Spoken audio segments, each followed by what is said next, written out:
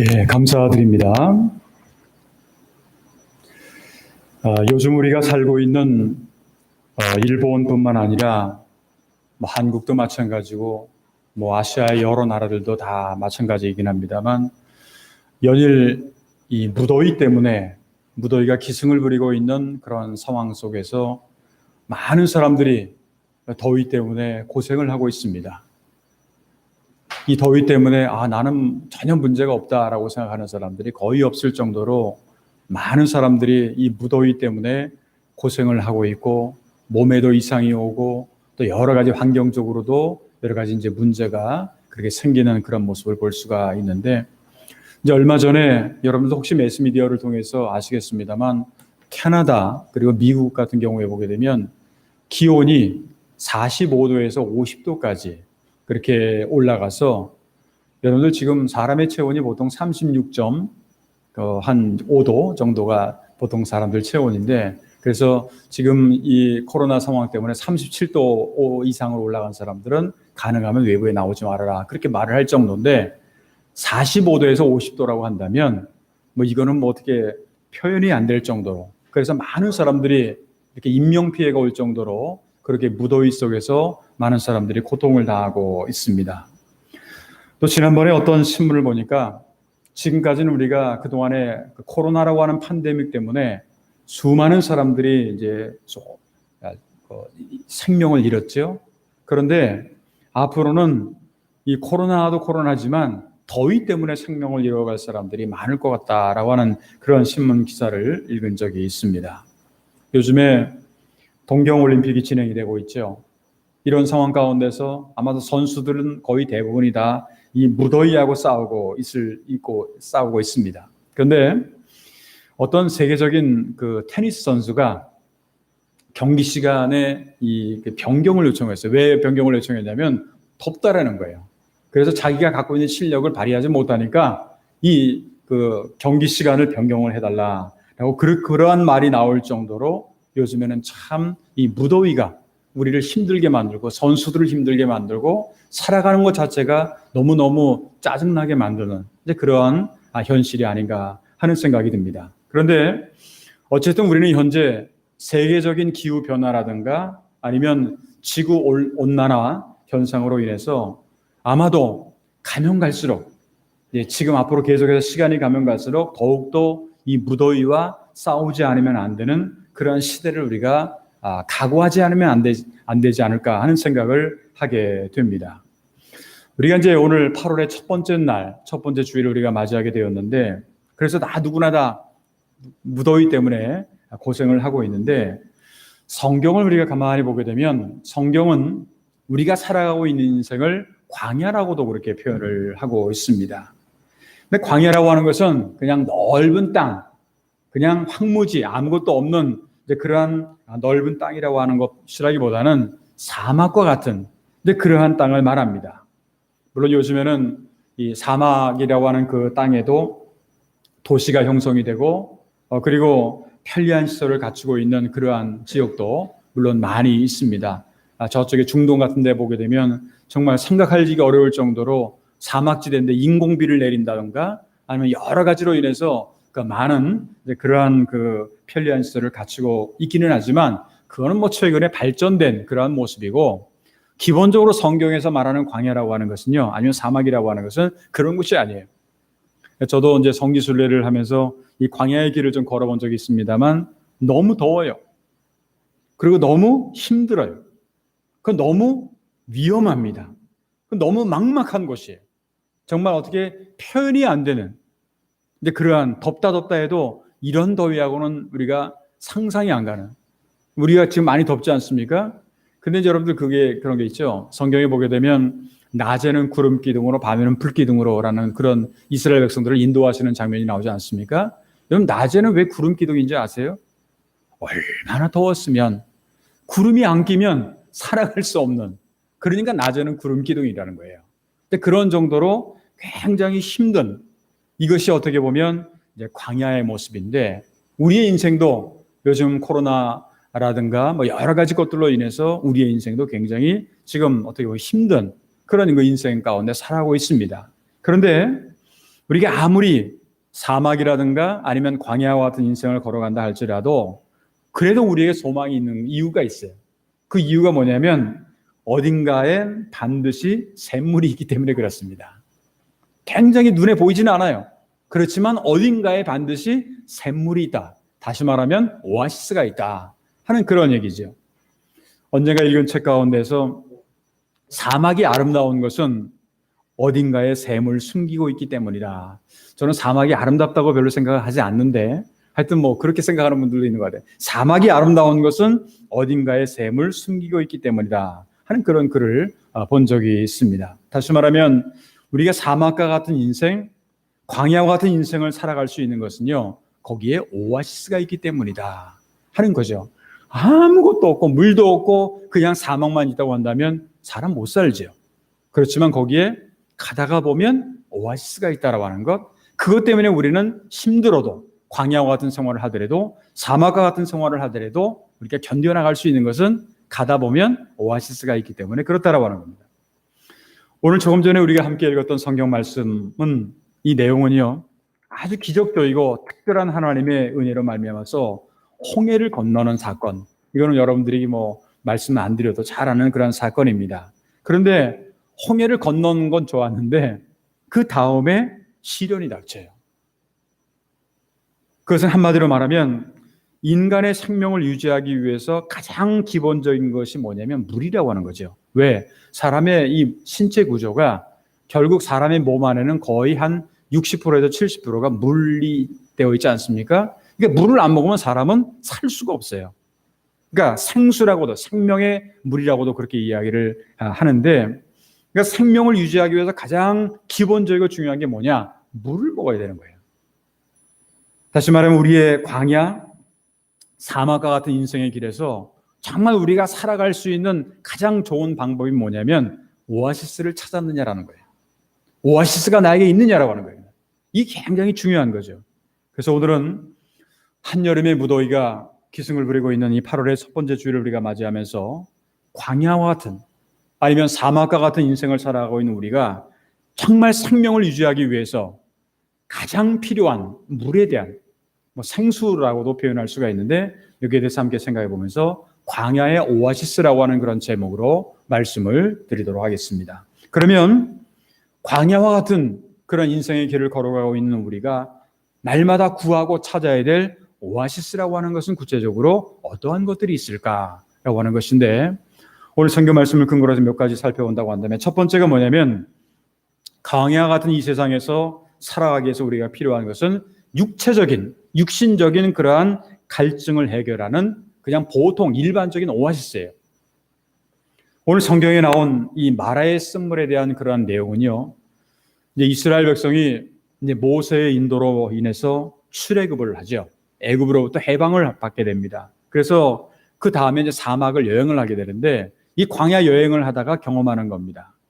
이 오늘 성경 말씀의 바로 앞장에 14장을 보게 되면 이제 광야의 길을 한참 가다가 진퇴양난의 극한 상황에 처하게 되고 그리고 이제 앞에는 홍해바다, 뒤에는 추격하는 애국 군대가 가로막고 있어서 앞으로 나갈 수도 없고 뒤로 물러설 수도 없는 그러한 그 절대절명의 그러한 상황이 생기게 되는데 근데 그런 가운데도 다행히도 하나님이 홍해를 육지로 바다를 육지로 그렇게 만들어 주심으로 이스라엘 백성들은 홍해를 건너게 되죠. 그래서 애국 군사들이 늘 추격을 해왔는데 그 추격한 군사들은 바닷물에 다 수장이 되고 마는. 그러니까 얼마나 통쾌하겠어요. 이스라엘 백성 입장에서 볼 때는 자기들을 잡고 자기들을 죽이려고 왔던 사람들이 결국 바다에 다 매몰되고 자기들은 그걸 싹 나와서 그렇게 해방이 되는 그러한 모습이라고 한다면 그 기쁨은 어떻게 말로 표현할 수가 없었을 거예요. 그래서 성경 말씀을 오늘 보게 되면 15장의 내용이 오늘 이제 22절로부터 읽었습니다만 1절로부터 21절까지 내용이 다 뭐냐면 얼마나 기뻤으면 찬양하고 기뻐하고 하는 어떤 춤추고 하는 이제 그러한 장면이었죠. 근데 바로 그 다음 이야기가 오늘 성경 말씀에 나오는 내용입니다. 오늘 성경 말씀 22절을 보게 되면 모세가 홍해에서 이스라엘을 인도하며 그들이 나와서 수르 광야로 들어가서 거기서 사흘길을 걸었으나 물을 얻지 못하고 그렇게 되어 있어요. 홍해에서 이제 나와서 수르 사막까지 3일 길을 이렇게 걸어갔다고 하는데 지도를 보면 대강 그것이 한 53km 정도 되는 거리라고 합니다. 그러니까 3일 동안 걸었어요. 뭐 우리가 몇 명 거는 것도 아니고 그 당시에 보게 되면 한 장정만 60만 명이니까 보통 아이들 그리고 여성 다 포함하면 보통 200만 명에서 250만 명이 이제 그 53km나 되는 거리를 이제 걷게 되는 거죠. 근데 그러다 보니까 여러분들 그 많은 사람들이 3일 동안 물을 안 먹었다고 한번 상상을 한번 해보세요. 얼마나 괴로웠을까? 여러분들 하루 물 안 먹는다고 생각 한번 해보세요. 그냥 여러분들은 그냥 그늘에서 편히 있으면서 안 먹는다고 생각하면 하루 견딜까 말까 하는데 3일 동안 위에 아주 떼약빛에서 3일 동안을 갖다 물을 안 먹었다 한번 생각을 해보세요. 그거는 뭐 말로 표현할 수 없을 정도의 괴로움이었을 겁니다. 그러다가 결국 물을 찾았어요. 근데 문제가 생겼어요. 마실 수 없는 물이에요. 물은 찾았는데 마실 수 없는 물이에요. 그러다 보니까 더욱 크게 실망을 해요. 아예 물이 없다면 그래도 실망해도 덜 실망할 텐데 물이 있는데 이거는 마실 수 없는 물이네. 쓴물이라고 하는 거죠. 더 크게 실망을 합니다. 어떻게 보면 우리가 살아가는 이 세상도 좀 비슷해요. 광야 같은 인생 가운데서 오아시스 같은데 나중에 보니까 신기루라고 하는. 그러니까 가보니까 아무것도 아니에요. 하나 어떤 그런 것 때문에 번번이 속아버리고 마는 그런 것이 어떻게 보면 우리의 인생의 길이 아닌가 하는 생각을 합니다. 뭐 그것뿐만 아니라 속는 것뿐만 아니라 그냥 쓴물만 나오는 거예요. 물은 있는데 못 마셔요.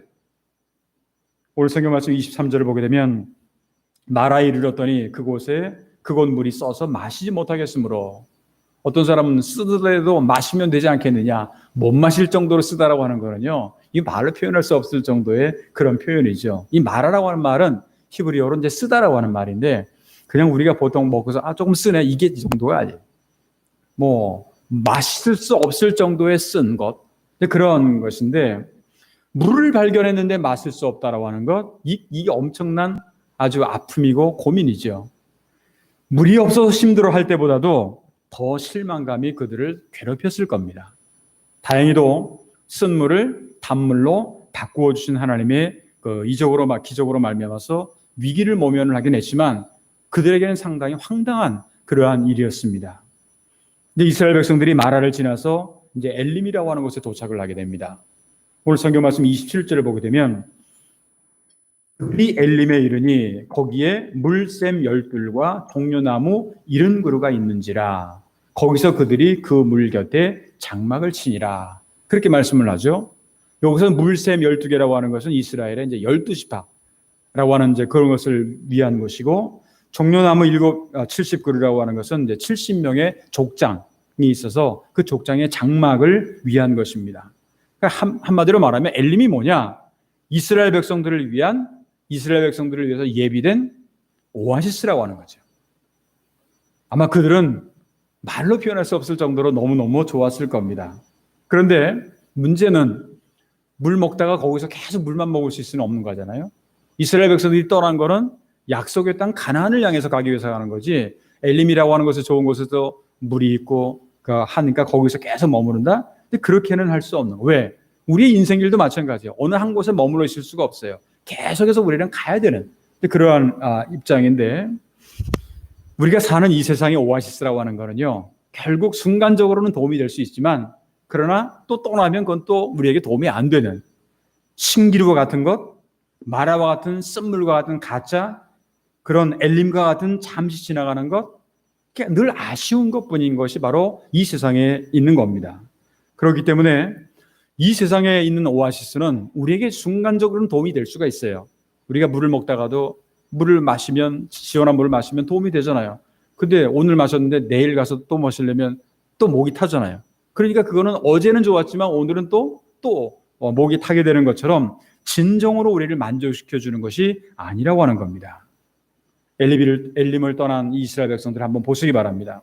출애굽기 16장 1절을 보게 되면 이스라엘 자손의 온 회중이 엘림에서 떠나 엘림과 시내산 사이에 있는 신광야에 이르니 애굽에서 나온 후 둘째 달 15일이라 그렇게 말씀을 하죠. 이 말이 무슨 말이냐면 다시 사막으로 들어갔다라는 거예요. 이제 오아시스를 발견해서 이제 잘 쉬고 다시 사막으로 들어가는 이스라엘의 백성들의 모습. 잠시 해결한, 순간적으로 이제 해갈을 잘 문제들을 해결했잖아요. 그럼 이제 문제가 이제 사라졌잖아요. 근데 조금 가다 보니까 또 문제가 또 생겨요. 어떤 문제가 생겼을까요? 먹을 문제가 생기는 거예요. 조금에는 마실 문제가 생겼는데 먹을 문제가 생겨요. 양식의 문제죠. 출애굽기 16장 3절을 보게 되면 이스라엘 자손이 그들에게 이르되 우리가 애굽 땅에서 고기 가마 곁에 앉아 있던 때와 떡을 배불리 먹던 때에 여호와의 손에 죽었더라면 좋았을 걸. 참 마음에도 없는 얘기를 하는 거죠, 사실은. 불평불만하는 거죠. 너희가 이 광야로 우리를 인도해내어 온 회중이 줄여 죽게 하는도다. 밥 먹을 것이 없어가지고 이게 줄여 죽게 하는도다. 이 백성들이 당시 지도자였던 모세와 그리고 아론을 원망을 하는 겁니다. 그냥 애굽에서 종살이하고 고통받는 것이 그것은 다 잊어버려요. 다 잊어버리고 그냥 죽겠다고 날린 거예요. 이게 어떻게 보면 우리 인생의 모습 아닙니까? 어떤 때는 참 좋았다가 그러다가 조금만 힘들어도 그냥 아이고 죽겠다고 하는 어떤 그런 모습들. 우리가 이 세상에서 누구나 다 만족을 하고 싶어 하지만 이 세상에서는 우리가 만족이 없습니다. 보통 우리가 이제 유토피아라는 말을 써요. 유토피아라고 하는 이상향 아니면 이상 어떤 곳이라고 얘기하는데 이게 이제 유토피아라고 하는 말의 본래 의미가 뭐냐면 영어로 말하면 no place, 아무것도 그런 것은 없다라는 거예요. 그러니까 이 세상에는 이상향이 없다라고 하는 겁니다. 그러니까 오늘 성경 말씀을 우리가 보면서 순간적으로 우리가 자기의 어떤 갈증을 해결할 수 있는 건 순간적으로 있지만 그것은 완전한 오아시스는 아니라고 하는 것. 이것이 바로 이 세상에 존재하지 않는다라고 하는 역설을 우리에게 가르쳐주는 내용이 바로 오늘 성경 말씀에 나오는 내용이고요. 두 번째로 우리가 함께 생각해 보고 싶은 것은 광야와 같은 그런 인생의 길에서 우리에게 필요한 오아시스는 우리의 영혼의 갈증을 해결해주는 영적인 오아시스라고 하는 겁니다. 조금 전에 제가 육신적인 오아시스라고 말씀을 드렸다고 한다면 이제 영적인 오아시스라고 하는 거죠. 오늘 성경 말씀 25절을 보면 모세가 여호와께 부르짖었더니 여호와께서 그에게 한 나무를 가르치시니 그가 물에 던지니 물이 달게 되었더라. 그렇게 기록이 되어 있습니다. 하나님께서 한 나무를 지시했다 하는 표현이 나옵니다. 모세가 그 나무를 쓴물에 던졌더니 놀랍게도 단물이 되었다 하는 그런 얘기죠. 백성들의 마음이 얼마나 시원해졌을까. 근데 여기서 이제 한 나무라고 하는 걸 한번 잘 생각을 해보세요. 한 나무 하나가 어떤 특별한 능력이 있을까요? 나무 자체가 뭐 대단할까요? 뭐 그거는 그런 거라기보다는 그 나무를 통해서 하나님이 그렇게 하라고 그랬으니까 하나님의 능력이 나타났다고 그렇게 볼 수가 있는데, 그래서 어떤 신학자는 이 나무를 갖다가 이 세상에 오셔서 예수님이 지신 십자가를 상징을 한다. 십자가도 나무기 때문에 그 십자가를 상징한다라고 그렇게 해석을 한 사람이 있습니다. 십자가라고 하는 게 뭐예요? 한마디로 말하면 하나님의 구원의 능력입니다. 많은 사람들이 볼 때는 그거는 십자가는 가장 비참한 죽음의 모습이라고 생각할지 모르지만, 그러나 우리 믿는 사람들은 십자가는 하나님의 능력이에요. 사도 바울도 그렇게 고백을 합니다. 하나님의 능력이라고 고백을 합니다. 인간의 모든 저주와 인간의 모든 고통을 해결하는 능력, 이것이 바로 십자가를 통해서 가능하다라고 하는 거죠. 베드로전서 2장 24절을 보게 되면 베드로 사도가 이렇게 얘기를 합니다. 친히 나무에 달려 그 몸으로 우리 죄를 담당하셨으니 이는 우리로 죄에 대하여 죽고 의에 대하여 살게 하려 하심이라. 그가 채찍에 맞음으로 너희는 나음을 얻었나니. 나무에 달린 것이 우리에게 있어서 나음을 얻을 수 있는 그러한 것인데, 세상에서 발견한 쓴물을 단물로 변화시킬 수 있는 것은 하나님, 바로 그 나무의 십자가에 달리신 예수 그리스도라고 하는 것. 그래서 오늘 성경은 우리에게 가르쳐주고 있습니다.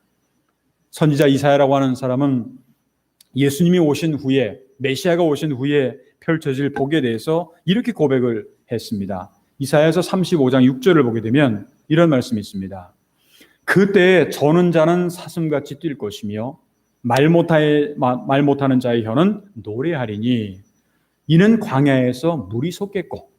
광야에서 물이 솟는다라고 하는 말은 이게 보통은 이제 생각하기 어려운 말인데, 물이 솟겠고 사막에서 시내가 흐를 것이다 하는데 그런 말씀인데, 사막의 오아시스를 주시겠다라고 하는 약속이죠. 이것은 어떻게 보면 사막화된 인간의 마음, 인간의 영혼에 신령한 생수의 시냇물이 흐르게 만들어 주시겠다라고 하는 그러한 약속입니다. 사람들이 보통 볼 때 이 사람은 그냥 눈에 보이는 사막만 사막이라고 생각을 하지만 때로는 내 마음의 사막도 있어요. 아주 황량한 그러한 그 모습 가운데 신령한 생수의 시냇물이 흐르도록 그렇게 해주겠다라고 하는 것을 우리는 영적으로 해석을 할 수가 있다는 얘기입니다. 요한복음 4장을 보게 되면 여러분들이 잘 아시는 것처럼 사마리아 여인에 대한 비유가 나옵니다. 예수님하고 만나게 되죠. 근데 그 여인은 어떤 사람이냐? 세상에서 이런 여러 가지 세상에 좋은 것을 추구하고 그러다가 실패하고 참 힘든 삶을 살아가는 사람입니다.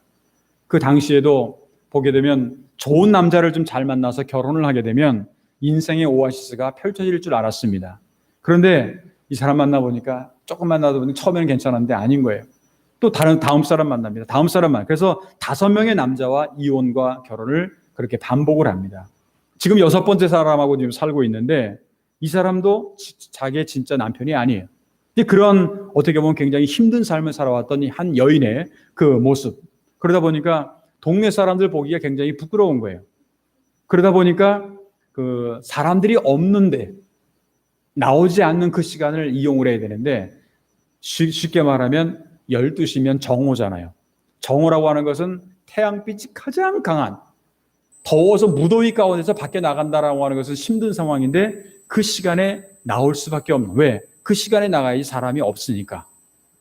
그러니까 자기의 이 피곤한 창피한 인생을 남들에게 보이고 싶지 않아서 부끄러운 인생을 보이고 싶지 않아서 혼자 나가서 이제 물은 먹어야 되니까 우물에 갔는데 마침 여행 중에 그것을 통과했던 예수님이 그 우물가에 쉬고 계셨다라고 하는 거죠. 그녀의 문제를 이미 알고 계셨던 예수님께서 말씀하시는 내용이 요한복음 4장 13절부터 14절 이렇게 말씀을 합니다. 이 물을 마시는 자마다 다시 목마르리니와. 그렇죠? 우리가 누구다 이 세상에서 물을 먹고 나면 다시 또 목마르지 않습니까? 그러나 14절 이런 말씀을 하죠. 내가 주는 물을 마시는 자는 영원히 목마르지 아니하리니 내가 주는 물은 그 속에서 영생하도록 솟아나는 샘물이 되리라. 그렇게 말씀을 합니다. 육신의 것은 아무리 추구해도 만족을 얻을 수가 없어요. 그러나 예수님이 주시는 생수를 얻으면 영혼에서 솟아나는 샘물이 된다. 그렇게 말씀을 합니다.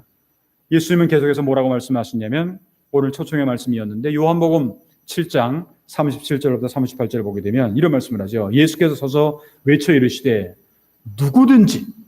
누구든지 목마르거든 내게로 와서 마시라. 누구든지 목마르거든 내게로 와서 마시라. 나를 믿는 자는 성경의 이름과 같이 그 배에서 생수의 강이 흘러나오리라 하시니 누구든지 오면 생수의 강이 흐른다라는 거죠. 바로 예수님은 우리에게 영적으로 정신적으로 정말 우리에게 필요한 이 영혼의 갈증을 해결해 주시는 그러한 영혼의 오아시스가 되어주신다라고 하는 그런 약속의 말씀인 것을 우리가 알 수 있어야 되겠습니다. 세 번째 마지막으로 한 가지만 더 말씀드리면 비록 우리가 이제 광야와 같은 이 세상에서 살고는 있기는 하지만 우리가 뭐를 바라봐야 되느냐? 우리는 영원한 오아시스를 바라봐야 된다라고 하는 겁니다. 영원한 오아시스가 뭐냐? 한마디로 말하면 하나님의 나라라고 하는 거죠. 우리 그리스도인들은 이 세상을 살아가는 사람이지만 영원한 하나님의 나라를 바라보는 사람들입니다. 그러니까 그리스도인이고 하나님을 믿는 사람들입니다. 우리가 이 세상에서도 이 세상의 오아시스뿐만 아니라 영혼의 오아시스도 물론 경험을 하지만 이 세상의 것이라고 하는 것은 누구에게나 한계가 있습니다. 그렇기 때문에 우리는 정말 변하지 않는 영원한 오아시스를 늘 바라볼 수 있어야만 합니다. 그것이 뭐냐면 장차 들어갈 천국이라고 하는 거예요. 근데 어떤 분들은 이런 말씀을 드리면 이런 얘기를 해요. 천국 가는 건 다 별로 좋지 않다고. 왜? 천국 가려면 내가 죽어야 되니까. 그 보통 일본에서 보통 이렇게 장례식이나 이런 걸 가게 되면 돌아가신 분을 향해서 그 천국 갔다라는 그런 표현을 많이 쓰지 않습니까? 네, 그런데 죽어야지 천국 간다라고 생각을 하는데 여러분들이 한 가지 오해하는 게 있어요. 기독교의 천국의 개념하고 보통 세상 사람들이 말하는 거하고 달라요. 기독교의 천국의 개념이 뭐냐면 천국이라고 하는 건 뭐가 천국이냐면 한마디로 말하면 성경에 나오는 말씀인데 하나님의 나라라고 하는 건 The Kingdom of God이라고 하는 거예요. 하나님의 왕국. 하나님의 왕국이라고 하는 말이 무슨 말이냐면 하나님이 왕이 되신다라고 하는 것, 하나님이 지배자가 되신다라고 하는 것. 그러니까 하나님이 우리의 마음을 지배하면 내 마음이 천국이 되는 것이고, 하나님이 우리의 가정을 지배하시면 우리의 가정이 천국이 되는 것이고, 하나님이 우리의 교회를 지배하시면 우리 교회가 천국이 된다라는 거예요. 우리는 꼭 사람이 죽으면 천국 간다 이렇게 얘기를 하는데, 사실은요, 우리는 이 세상에 나그네와 행인같이 살아가는 사람들이기 때문에 물론 이 세상에서도 제한된 것은 있지만, 그러나 하나님의 나라는 함께 경험할 수가 있다는 거예요. 그래서 어떤 사람들이 예수님한테 와가지고 하나님의 나라가 어디 있느냐, 저기 있느냐, 여기 있느냐 물어볼 때 하나님의 나라는 너희 안에 있다라고. 그렇게 예수님이 말씀하셨던 이유 중에 하나가 바로 그러한 하나님의 나라에 대한 어떤 우리가 정의를 잘 알 수 있어야 되는데, 그러니까 영원한 오아시스를 우리가 날마다 소망을 해야 된다라고 하는 말은 하나님의 나라를 늘 바라볼 수 있어야 된다라고 하는 그런 얘기입니다. 엘림에서 휴식을 위한 그런 이스라엘은 또다시 출발을 하죠. 그래서 광야 길을 다시 가게 됩니다. 어디를 가는 게 목적이죠? 이스라엘 백성들에게는 약속의 땅 가나안을 가는 것이 그들에게는 목적이었습니다. 왜? 하나님이 약속하신 땅이기 때문에 그렇습니다. 우리가 이 세상에서 고난을 당하고 하나님의 위로를 체험하는 것은 대단히 중요합니다. 그런데 그것은 그 위로는 여전히 불안합니다. 한번 위로받았다고 해서 여러분들 그 영원히 가요? 또 힘들고 어려워지면 또 어려움 당하고 하는 그런 것이 있지 않습니까? 그러니까 우리가 인생의 광야의 인생을 살아가다 보면 가다 보면 어려움도 있고 힘든 일이 있고 괴로움이 있고 하는 것은 계속해서 이어지고 있어요. 그렇기 때문에 우리가 바라봐야 될 게 뭐냐면 우리는 궁극적으로 하나님의 나라를 바라봐야 된다는 이유가 바로 거기에 있다고 하는 겁니다. 사도 요한이 하나님의 계시를 갖고 기록한 말씀, 보통 우리가 요한계시록이라고 얘기를 하는데 거기에 보게 되면 우리가 천국의 모습을 어느 정도 상상을 할 수가 있어요. 계시록 21장 1절을 보게 되면 또 내가 새 하늘과 새 땅을 보니 처음 하늘과 처음 땅이 없어졌고 바다도 다시 있지 않더라.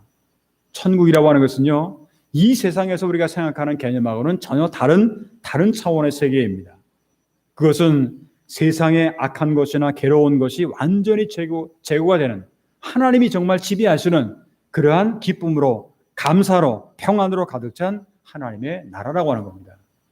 천국의 오아시스가 있는 것이 아니라 어떻게 보면 천국 자체가 완전한 하나님의 나라요 또한 오아시스라고 하는 겁니다. 계시록 21장 6절을 보게 되면 또 내게 말씀하시되 이루었도다. 나는 알파와 오메가요 처음과 마지막이라. 내가 생명수 샘물을 목마른 자에게 값없이 주리니. 정말 생명수 샘물을 목마른 자에게 값없이 줄 것이다. 목마르지 않다라는 거예요. 또한 계시록 22장 1절 2절을 보게 되면 또 그가 수정같이 맑은 생명수의 강을 내게 보이니 하나님과 및 어린 양의 보좌로부터 나와서 길 가운데로 흐르더라. 강 좌우에 생명나무가 있어 12가지 열매를 맺되 달마다 그 열매를 맺고 그 나귀 잎사귀들은 만국을 치료하기 위하여 있더라. 오늘 성경 말씀에도 치유하시는 하나님이라고 하는 그런 말씀이 오늘 성경 말씀에 나오죠. 나는 너희를 치료하는 여호와임이라 하는 그런 말씀처럼 바로 만국을 치유하는, 지금 사실 우리 교회가 금년도 여러분들이 잘 아시는 것처럼 우리가 우리의 금년도 표어가 뭡니까? 주님의 치유와 회복을 체험하는 교회라고 하는 그러한 것인데, 우리는 날마다 이 세상에 살아가면서 세상적인 위로, 세상적인 만족, 이거는 경험을 할 수가 없어요. 왜? 가다 보면 또 어려움이 있고 또 어려움이 있고 또 어려움이 있다 보니까. 그러나 우리가 체험해야 될 것은 뭐냐면 하나님의 치유하심입니다.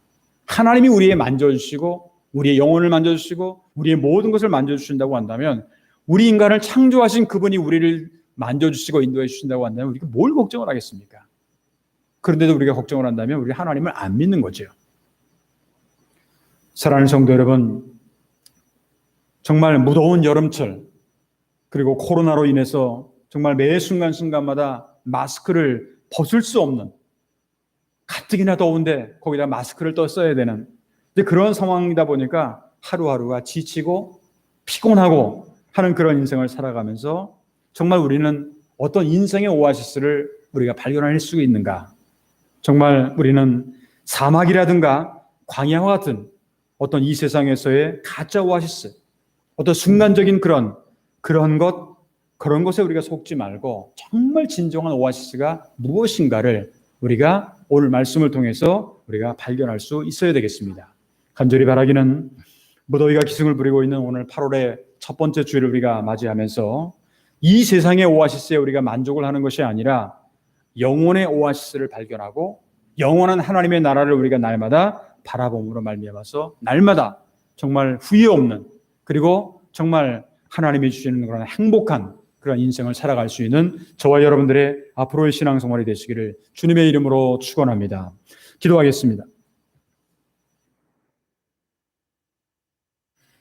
내려오신 하나님, 한여름의 무더위가 기승을 부리고 있고 또한 코로나19의 재확산으로 인해서 정말 불안하고 피곤하고 지친 그러한 가운데지만 오늘 이렇게 8월의 첫 번째 날, 첫 번째 주일을 저희를 허락하여 주셔서 교회에서 대면 예배로, 또한 교회에 함께 못하지만 각 가정에서 비대면 온라인 예배로 하나님 앞에 예배의 자리에 앉게 하신 그 은혜를 진심으로 감사를 드립니다. 하나님, 어느 시대보다도 어느 때보다도 오아시스가 필요한 그러한 상황 가운데서 광야의 오아시스를 우리가 생각하면서 육체적인 갈증을 해결하기 위한 오아시스도 있지만 우리에게는 또한 영적인 그러한 갈증을 해결하기 위한 영적인 오아시스가 있다고 하는 사실을 분명히 깨닫게 하여 주시며, 뿐만 아니라 이 세상에서의 제한된 그러한 갈증을 해결하는 문제, 그것으로 끝나는 것이 아니라 우리에게 영원한 그러한 오아시스가 있다고 하는 사실을 기억하면서 날마다 하나님의 나라를 바라보면서 전진해 나갈 수 있는 우리 모두가 될 수 있도록 주님께서 인도하여 주셨기를 간절히 원하고 기도하옵나이다. 갈증 가운데 살아오는 성도들에게 날마다 우리가 참된 오아시스를 체험할 수 있는 우리 모든 성도들의 삶이 될 수 있도록 순간순간마다 우리와 함께 하시고 우리를 지키시고 인도하여 주시기를 간절히 원하고 기도하옵나이다. 동경올림픽이 이제 열리고 있는 가운데 정말 아버지 하나님, 우리가 생각하지도 못했던 그런 엄청난 숫자가, 또한 아버지 하나님, 이제 코로나가 다시 재감염 확대가 되고 있는 그런 상황입니다. 인간으로서 보이지 않는 바이러스와의 싸움에 아무것도 할 수 없는 그런 연약한 우리지만 인간을 창조하시고 우주 만물을 창조하신 하나님께서 저희 인류를, 또 우리 인간을 불쌍히 여겨주시사 하루빨리 이 아버지 하나님 코로나 상황 가운데 우리가 하나님의 주시는 자유와 해방을 체험할 수 있도록 주님께서 인도하여 주시옵시고, 하루빨리 우리가 자유롭게 하나님 앞에 나와서 예배할 수 있는 날이 올 수 있도록 주님께서 인도하여 주셨기를 간절히 원하고 기도하옵나이다. 우리 모든 성도들 가운데는 환자로 이제 질병 가운데 수술을 받고, 또한 아버지 하나님 앞으로 수술을 기다리고 또한 입원해 있고 하는 여러분들이 계십니다. 하나님께서 영육간의 건강함을 지켜주시고 만병의 대의사가 되신 하나님께서 함께하여 주심으로 말미암아 오늘 성경 말씀처럼 나는 너희를 치료하는 여호와이라고 하신 말씀처럼 하나님의 치유와 하나님의 그 놀라운 능력을 체험하는 우리 모든 성도들의 삶이 될 수 있도록 주님께서 인도하여 주시옵고, 치유와 회복의 은혜가 앞으로 일주일 동안 그리고 한 달 동안 살아갈 때에도 우리의 모든 생활 가운데 날마다 넘칠 수 있도록 주님께서 인도하여 주시옵소서.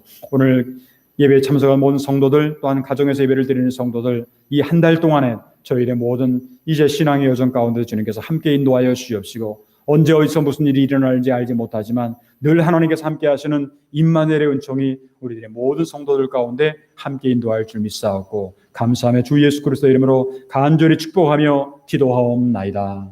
아멘.